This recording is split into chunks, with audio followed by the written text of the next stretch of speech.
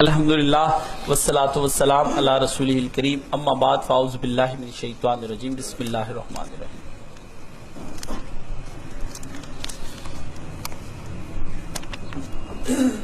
السلام علیکم کاشف صاحب، اکثر بچیوں اور عورتوں کو دیکھا گیا ہے کہ وہ سارے جسم اور سر پر بھی پردہ کرتی ہیں لیکن اپنے چہرے کو کھلا چھوڑتی ہیں۔ وہ سمجھتی ہیں کہ یہ شرعی پردہ ہے۔ کئی دیندار مرد بھی یہی کہتے ہیں کہ چہرے کے علاوہ سب کا پردہ ضروری ہے اور پردے کی درست وضاحت فرما دیں۔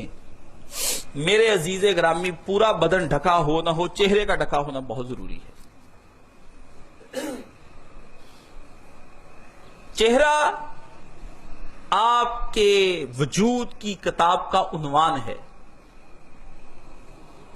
کتاب بغیر عنوان کے ہو تو کوئی اس کو نظر سے نہیں دیکھتا، اس لیے کتاب کے اصل عنوان کو جب باہر جتنا دلچسپ عنوان ہوگا اتنی جلدی کتاب کی طرف ہاتھ بڑھتا چلا جائے گا، اتنی جلدی۔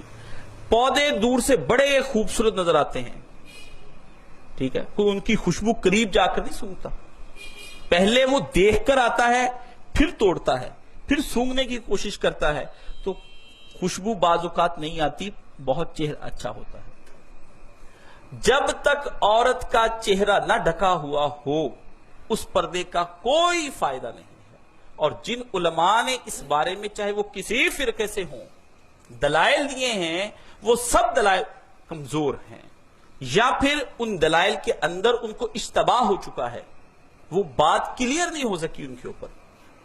تو ایک چھوٹی سی مثال ہے، سیدہ عائشہ صدیقہ رضی اللہ تعالیٰ عنہ فرماتی ہیں کہ حج میں ہم نے معیت اختیار کی سرکار دو عالم صلی اللہ علیہ وآلہ وسلم کی، یہ آخری حج ہے، آخری حج۔ تو انہوں نے کہا کہ جب لوگ ہمارے پاس آتے تھے اجنبی تو ہم اپنے چہرے کے پردے لٹکا لیا کرتی تھیں۔ یہ نبی کی زوج ہے، ام المومنین، حضرت جبریل نے ان کو پیغام سلام کا دیا ہے، حضرت خدیجہ کو سلام آیا ہے اللہ کی طرف سے، حضرت جبریل نے اپنی طرف سے ام المومنین کو پیغام دیا ہے۔ تو پیارے پیغمبر صلی اللہ علیہ وآلہ وسلم کی یہ زوجہ ہیں جو گھر کے اندر دین سیکھتی تھی، اور عورتوں کے ہر قسم کے مسائل انہی کے پاس تھے، حتیٰ کہ نجی زندگی کے مسائل کے لیے بھی صحابہ کو انہی کی طرف رجوع کرنا پڑتا تھا، اور بہت بڑی کلاس ہوتی تھی ان کے اور صحابہ کے درمیان پردہ ہوتا تھا۔ ان کے ساتھ نکاح حرام ہے، ان کے اور صحابہ کے درمیان میں کیا ہوتا تھا؟ پردہ ہوتا تھا۔ نبی کی زوج کے ساتھ، ماں کے ساتھ کوئی نکاح کا سوچ بھی نہیں سکتا، لیکن وہاں بھی پردہ ہے۔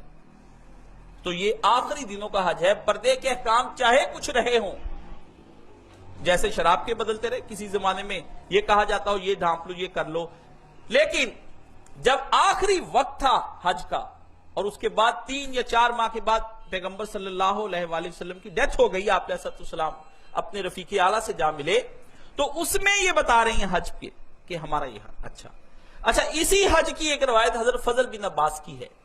یہ لوگ پوچھتے ہیں کہ فضل بن عباس کہتے ہیں میں رسول پاک کے پیچھے بیٹھا تھا، تو اونٹنی پر آپ علیہ السلام بھی بیٹھے تھے، تو میں ایک عورت کو گھورنے لگا، نوجوانوں کی نگاہیں بہک جاتی، تو حضور نے مجھے 2 دفعہ روکا، پھر تیسری دفعہ آپ نے دیکھا تو پھر حضور نے میرا منہ پکڑ کے موڑ دیا کہ کیا کر رہے ہو؟ تو یہ کہتے ہیں وہ چونکہ عورت تھی، اس کا چہرہ کا پردہ جو ہے وہ نہیں ہوگا، اس لیے ہوگا، پھر ہوگا سب نکال لیتے ہیں، نہیں تو وہاں کچھ لکھا ہوا۔ ہم نے کہا یہ کب لازم ہے کہ مرد جو ہوتا ہے وہ عورت کے چہرے کو ہی گھورتا ہے؟ جب وہ کوئی نگاہیں یا ہاتھ یا کوئی اس طرح کی جب دماغ میں نوجوانوں کے بات چلتی تو پھر وہ مسلسل متوجہ رہتے ہیں اس عورت کے وجود کی طرف۔ تو علماء نے کہا یہ کوئی ضروری نہیں کہ اس کے چہرے کو دیکھیں، وہ ایک عورت کی طرف گھور رہے تھے، مسلسل اس کو دیکھے جا رہے تھے، حیض سے پتہ چلتا ہوگا کہ جوان ہیں۔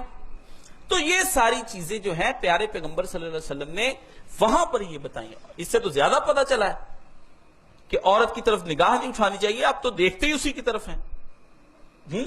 تو بات یہ غامدی صاحب کی انتہائی غلط ہے اور فضول ہے، اور میں نے ان کے دلائل سنے ہیں، اور سننے کے بعد ہم وہاں ملاقات بھی میں نے کی تھی ان سے، تو یہ کچھ نہیں ان کے پاس۔ کہتے عورت بیٹھے دیکھتا رہے، کب تک دیکھتا رہے؟ جب تک ذہن کے اندر الٹے سیدھے خیالات نہ آئے۔ تو اس کا تھرمامیٹر کس کے پاس ہے کہ اس کے ذہن میں اچھے خیال چل رہے ہیں کہ الٹے چل رہے ہیں؟ ہاں کوئی آلہ بن گیا، غلط بات، ایسے نہیں. شریعت دونوں چیزوں کو منع کرتی. مرد کو غصے بصر کا حکم دیتی کہ نگاہ نیچے کرے، عورت کو پردے کا حکم دیتی ہے.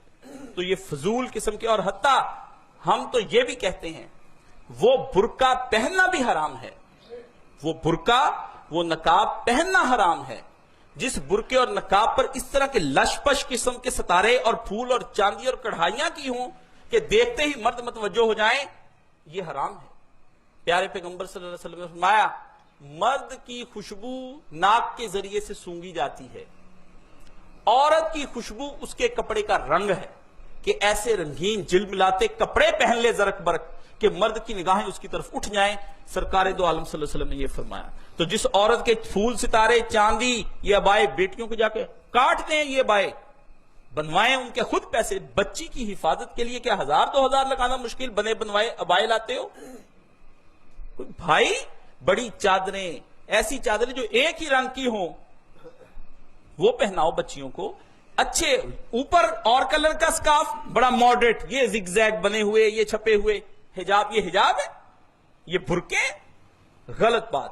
دین کی نہ کریں یہ، اور نہیں تو اور طریقے سے. بات تھی کہ مرد اور عورت کی توجہ نہ ہو. حتیٰ آپ دیکھیں شریعت اسلامیہ میں یہ برقعے بھی میں آپ کو بتاتا ہوں، نقاب والا برقعہ کہ جس میں یہ آنکھ دیکھے دوسری آنکھ کو، اصل میں لڑتی ہی آنکھ ہے تو ہوتا ہی آنکھ کے ذریعے سے کام خراب ہے. چہرہ تو بات کی بات ہے، تو آنکھ کے ذریعے سے گناہ آتا ہے نا. پیارے پیغمبر نے آنکھ اور کان کے ذریعے سے گناہ اندر آتا ہے دل کے اندر. تو ہوتا کیا تھا کہ ایک آنکھ، میں نے دیکھا یہ پٹھانوں کے یہاں رواج ہے کہ وہ پردے کو یوں ڈھانپ لیتی تھی کہ ایک آنکھ نظر آتی جس سے وہ راستہ دیکھ لیتی تھی. تو جھکی ہوئی آنکھ ہو. مرد کو بھی آنکھیں جھکانے کا حکم ہے. سید مودودی سے کسی نے کہا کہ پہلی نظر معاف، تو اگر پہلی نظر میں دیکھتا رہے پھر، وہ بھی سید مودودی رحمت اللہ علیہ تھے نا. پی ایم سی میں یہ میڈیکل کالج کی لڑکی اس طرح کی بات پوچھی تو آپ نے فرمایا بھائی پہلی نظر معاف ہے، پہلی ٹک ٹکی معاف نہیں ہے، پہلی نظر معاف ہے.